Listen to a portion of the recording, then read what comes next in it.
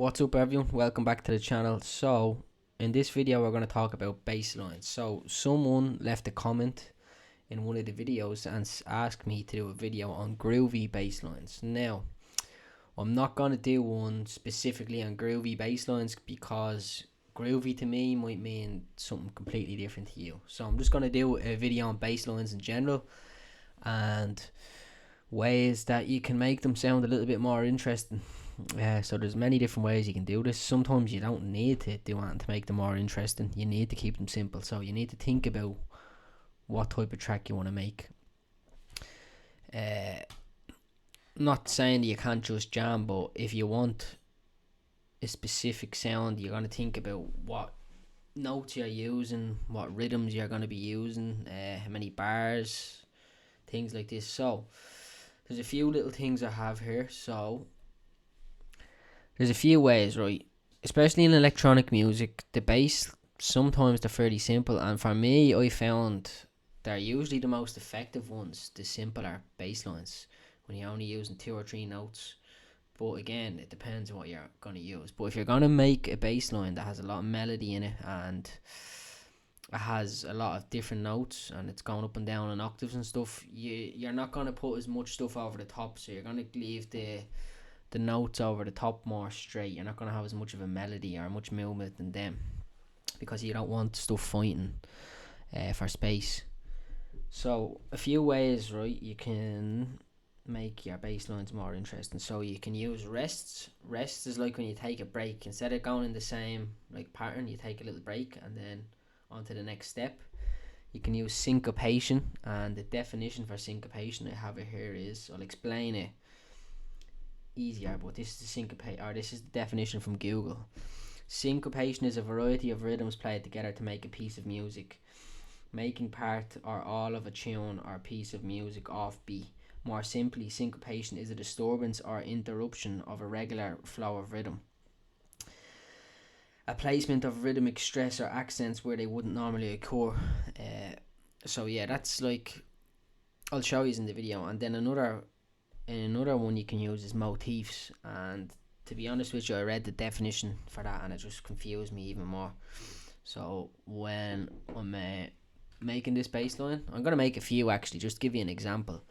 So like if I was making, just say something 90s kind of vibe, house track, I'm just going to play in a little bass line, and then I'm going to make it more interesting just from a simple little rhythm. So just let me play this loop.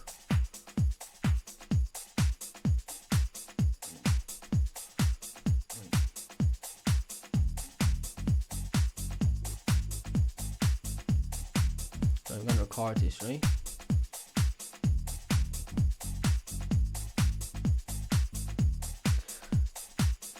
Three notes, simple. Right, now we're going to make this a little bit more interesting. So first of all, we're going to use syncopation, which would be, for example, we have this note here. So syncopation will be to break it up. See, now it's in 2. So we can have it like this. You could also do it with this if you wanted it, but let's see.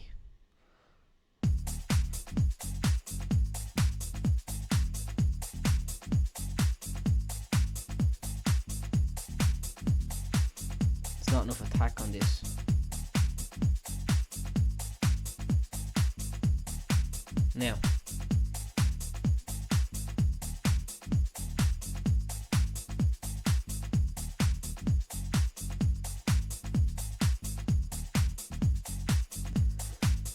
Now that's like a rest, okay? So we'll put these two here. So there's a bit of syncopation, and then we're moving on to the next note here, which is, I'm just going to quantize these myself.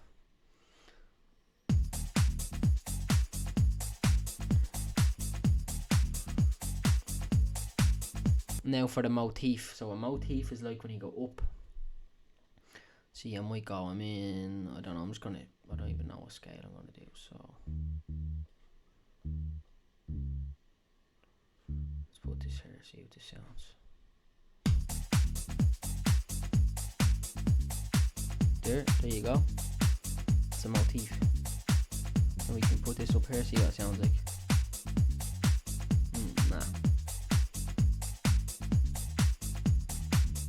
Another one here.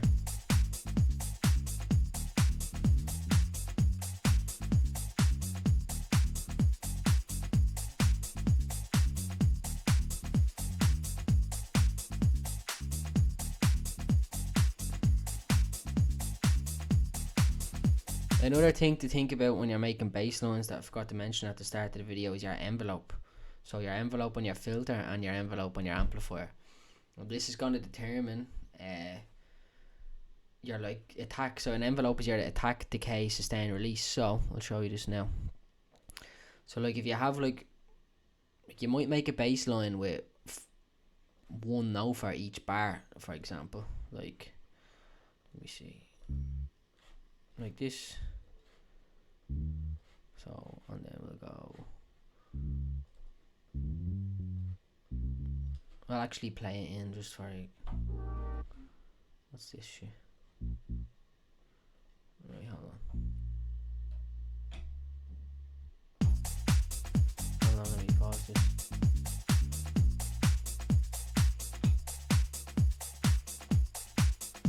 See, I'm making a bass line with notes like that, so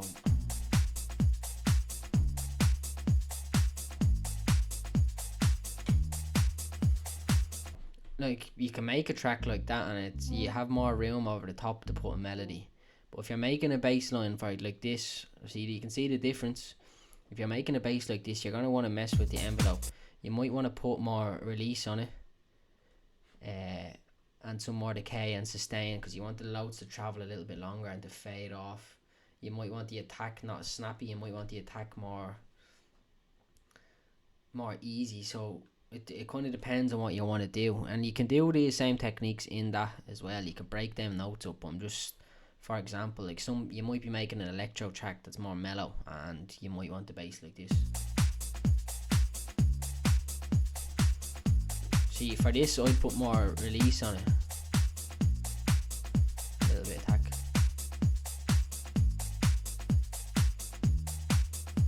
Same, there's an envelope on your filter as well.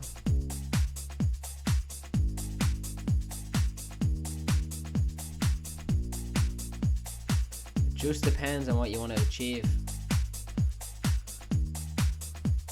So we have two examples here. So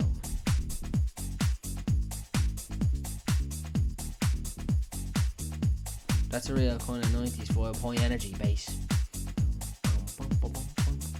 And that's across two bars. If I was making like one of these minimal tracks, like even a Romanian minimal track, like I'll keep it more straight. I might have it like this. I'll put a rest, so a rest is gonna be like here, and then it could be like this. Might sound shit, I'll fix it though if it doesn't. And there's a lot of transients, I don't know the word before, but I want to make that more sub. That's just one now. And then I can add something onto it.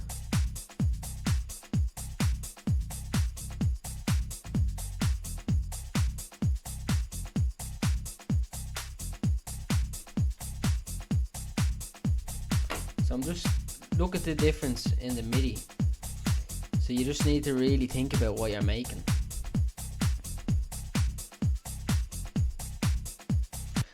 Then you can make something like with more drive. So I might put this to 32, so I might have it like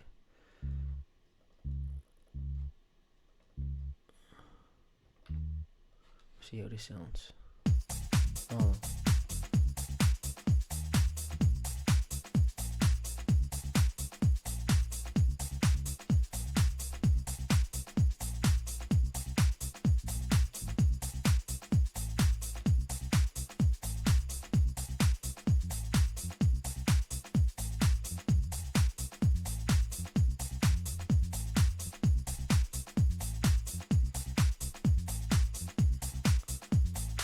Tech house vibe to that.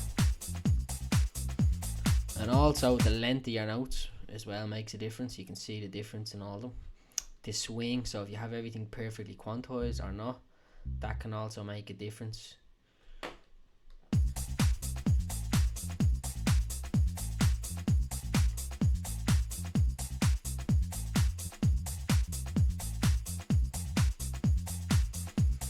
Duplicate that and then change something here, like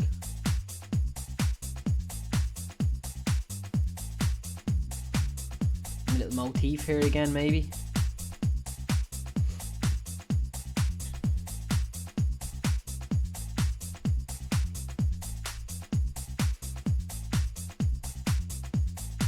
That's actually sweet. I like that. Don't be robbing me MIDI notes if you're watching this video. I'm only joking, take what you want. And then another way you can make interesting bass lines is using an arpeggiator. You see Jamie Jones using these quite a bit, so you can just have it on. Look, no preset, no nothing. I'm just gonna look. So let me turn this. Let me mute this. Oh.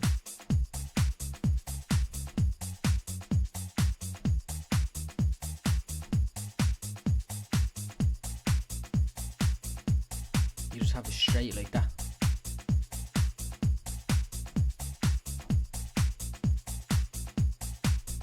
It's more progressive. You can make a step, have the step going up to 12 semitones or to like 7 semitones. So that means it's going to go up 7 steps on the keyboard. If I have a 12 semitones, it's going to go up to the next note. So if I press A sharp and I have a 12 semitones, every step is going to go up to the A sharp in the next octave.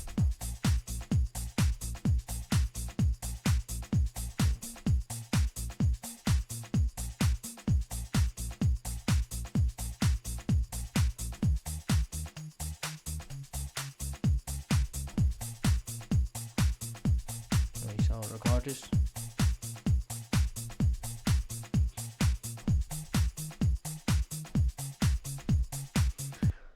There's not enough low end in that because of the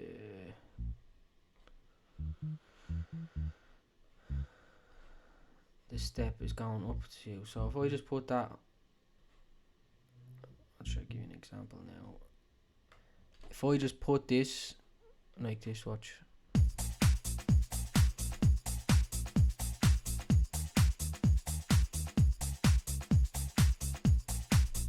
That's nice as well. So it just really depends on what you're trying to make.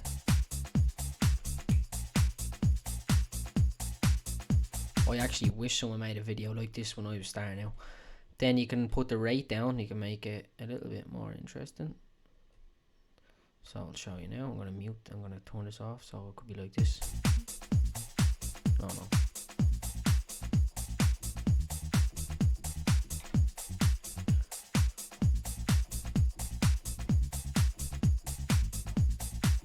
So hold on.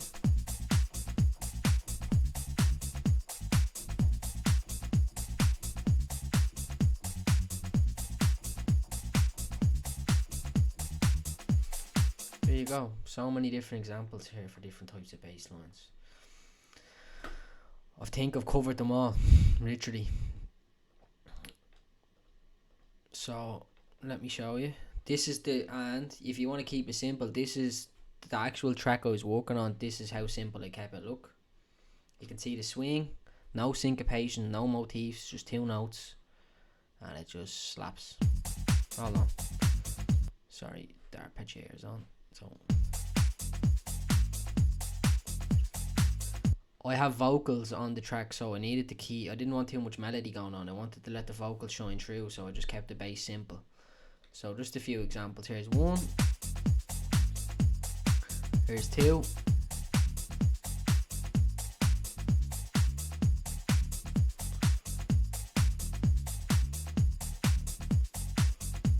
can also change the velocity.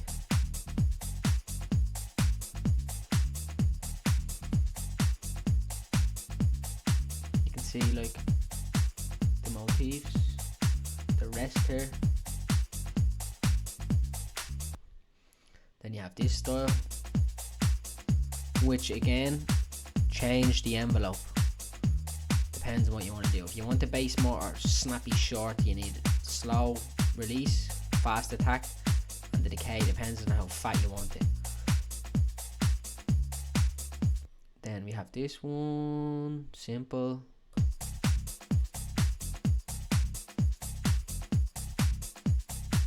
Head down, hands up. Then we have this tech house kind of bass.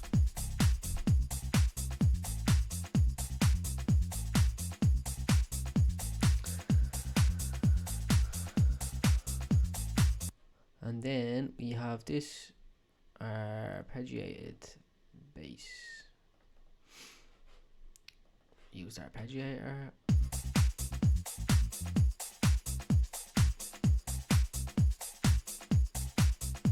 Oh.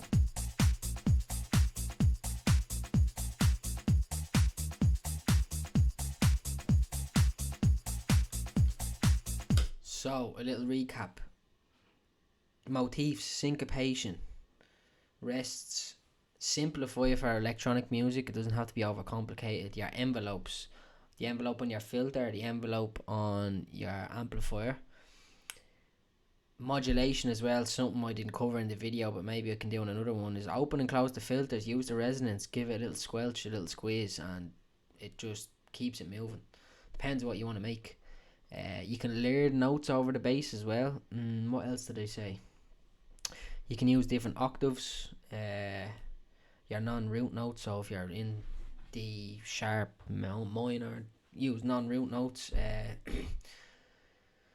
Yeah, that's it, folks. We'll leave it there. If you want to support me, you know what to do. Hit the like, subscribe, comment, tell me what you want to see. Buy the pack, get the free one if you don't want to buy it. But if you buy it, you won't regret it, because I've been told it's sick, and you get 50% off for life. Here it is here. Loads of cool stuff. House grooves, pads, textures, drum synths, weird shit, vocals, stabs. Where are the vocals? Therefore, your genetic rating. A man drink like that and he don't eat, he is going to die. Alright. Before there was quantum mechanics. Can I rely on you, yeah? And there's a lot more coming, so we will leave it there, gang. Thanks for watching. Peace out.